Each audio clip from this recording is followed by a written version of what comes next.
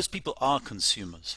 Hmm. And an interesting thing that many people don't necessarily always realize is that the poorest people throughout sub-Saharan Africa are, when you look closely, they are net purchasers of food, even there. So this idea of self-sufficient rural peasant households doesn't really quite cut the mustard.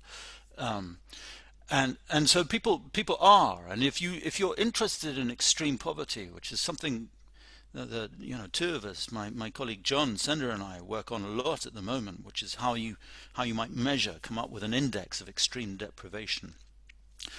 That comes closer to what you're talking about, and the people who are really, really poorest tend to be the people who, once and hopefully they've satisfied the very basics of food, of survival, and maybe a roof over their head, what are the first things they spend money on? What are the basic consumer goods that they get? And actually, you very quickly see differences emerging. And the most extremely deprived people, who tend to be in rural Africa, they have virtually nothing.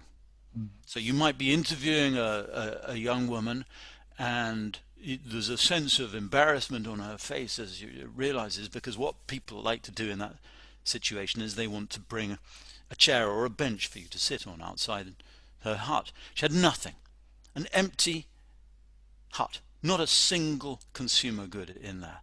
That is extreme poverty. So, but most people, even very, very poor people, people who would fall probably below the standard poverty lines, they will have a small number of basic consumer goods. But your issue, so that's a very complicated issue that you touch on, to do with consumption, and a really important one.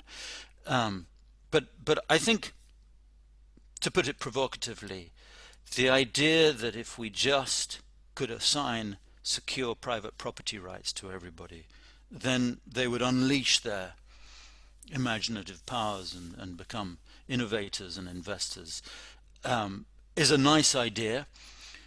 More than that, it's a lovely idea, but I think it's a romantic idea.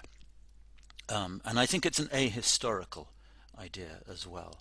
In terms of poverty reduction, how have most people escaped extreme deprivation and poverty historically? Whether it's in England, or it's in China, or it's in Ethiopia or South Africa, it's through access to jobs. It's through wage employment.